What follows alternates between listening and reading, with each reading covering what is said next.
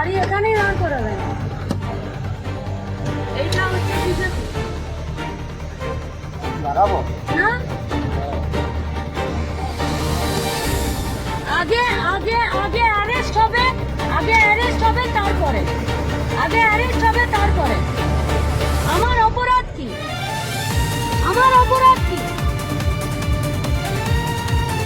আমার অপরাধটা কি? আগে এখানকার পুলিশ এসআই অ্যারেস্ট করবে, তারপরে এখানে যতগুলো মিডিয়া আছে সব মিডিয়া এদের ছবি আগে এখানে পুলিশকে উকিলে কোর্টে এখানে যাবে। কি অপরাধ? রাস্তায় বেরোনো যাবে না?